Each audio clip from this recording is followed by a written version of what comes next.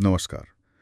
भारतीय शहरों की सड़कों पर ये जो लगातार खुदाई चलती रहती है, ये एक जानी पहचानी तस्वीर है ना? हाँ। और अक्सर मतलब झुंझलाहट भी होती है इससे। हाँ, बिल्कुल। कहीं पानी की पाइपलाइन, कहीं बिजली के तार, कहीं सीवर लाइन। कहीं मेट्रो का काम, हाँ, मतलब सड़कें अक्सर खुदी हुई ही मिलती हैं। सही कहा।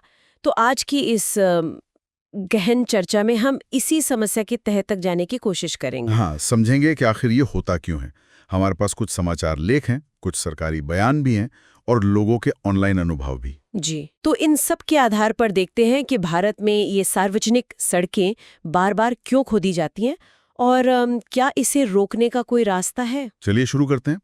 तो सबसे पहली बात जो लगती है और जो शायद सब महसूस करते हैं, वो है अलग-अलग सरकारी महकमों में तालमेल की कमी। बहुत ज्यादा कमी। हाँ, ये बिल्कुल साफ दिखता है, जैसे पानी वाला विभाग है, बिजली वाला है, टेलीकॉम वाले हैं, सीवेज वाले हैं, सब अपनी अपनी धुन में काम करते लगते कोई हैं। कोऑर्डिनेशन ही नहीं है। हाँ, मतलब ये सिर्फ तालमेल की कमी से बढ़कर है। ये एक तरह की क्या कहते हैं सिस्टम की प्रॉब्लम लगती है। हर डिपार्टमेंट बस अपने काम के बारे में सोचता है। और नतीजा आम लोग भुगतते हैं। बिल्कुल। कई रिपोर्ट्स में जैसे टीओआई और एनआई में भी इसी समन्वय की कमी को ही मुख्य वजह बताया गया है। एक विभाग काम खत्म करता है, सड़क ठीक होती है। और कुछ दिन बाद पता चलता है लो जी दूसरा विभाग आ गया उसी जगह खोदने। हाँ, कभी पाइप डालना है, कभी केबल बिछाना है, वही कहानी। और इसका असर घंटों का ट्रैफिक जाम, धूल मिट्टी, मतलब जीना मुश्किल हो जाता है कई बार। हाँ, धूल, प्रदूषण, असुविधा, सब कुछ। तो फिर सवाल उठता है कि इस तालमेल को बिठाने के लिए क्या कुछ सोचा गया है? जैसे वो मल्टी यूटिलिटी डक्ट्स की बात होती थी। हाँ, वो क्या है असल में? देखिए, इंटीग्रेटेड प्लानिंग यानी एकीकृत योजना और ये मल्टी यूटिलिटी डक्ट्स ये एक उपाय की तरह देखे गए थे। मतलब एक ही सुरंग में सारी लाइनें। हाँ, बिल्कुल। पानी, बिजली, फोन, इंटरनेट, केबल सब एक साथ एक ही डक्ट में। हाँ, स्मार्ट सिटी प्रोजेक्ट्स में ये आइडिया था भी। आइडिया अच्छा है, पर इसको बनाना, लागू करना, खासकर पुराने बसे हुए शहरों में, वो एक बड़ी चुनौती है। कुछ सोर्सेज यही कहते हैं। गति शक्ति जैसी पहल का भी जिक्र आता है। वो एक नेशनल मास्टर प्लान है अलग अलग मंत्रालयों के इंफ्रा प्रोजेक्ट्स में तालमेल के लिए। पर जमीन पर उसका कितना असर होगा ये देखना होगा। कुछ जानकार थोड़े शंकित है। अच्छा। तो ये तो हुई तालमेल की बात। हाँ। पर एक और एंगल जो कई जगह दिख रहा है वो है सड़कों की खराब क्वालिटी। हाँ। और शायद भ्रष्टाचार। हाँ, ये भी एक बहुत बड़ा फैक्टर है। घटिया निर्माण। हाँ। कहा जा रहा है कि मटेरियल खराब इस्तेमाल होता है तो सड़कें जल्दी टूट जाती हैं, फिर मरम्मत, फिर खुदाई। बिल्कुल। पत्रिका, एनआई और रेडिट जैसे प्लेटफॉर्म्स पर लोगों ने ये मुद्दे उठाए हैं। आरोप सीधे सीधे हैं कि ठेकेदारों, अधिकारियों और शायद नेताओं के बीच कोई मिलीभगत हो सकती है। मिलीभगत मतलब क्वालिटी गई भाड़ में, बस मुनाफा और कमीशन। हाँ, कुछ सोर्सेज तो यहाँ तक कहते हैं, जैसे एक रेडिट चर्चा में जिक्र था कि 40% तक कमीशन। 40%? ये तो बहुत बड़ा आंकड़ा है। अगर इसमें जरा भी सच्चाई है तो ये तो मतलब जनता के पैसे की सीधी बर्बादी है। और इसी से जुड़ा हुआ केंद्रीय मंत्री नितिन गडकरी जी का एक सुझाव भी है। वो कहते हैं कि खराब सड़क बनाने वाले ठेकेदारों और इंजीनियरों को हादसों के लिए जिम्मेदार ठहराया जाए। जिम्मेदार कैसे? उनका सुझाव है कि इसे गैर जमानती अपराध बना दिया जाए। अच्छा, नॉन बेलेबल ऑफेंस। ये तो काफी सख्त कदम होगा। हाँ, जवाबदेही तय करने के लिए ये जरूरी भी हो सकता है।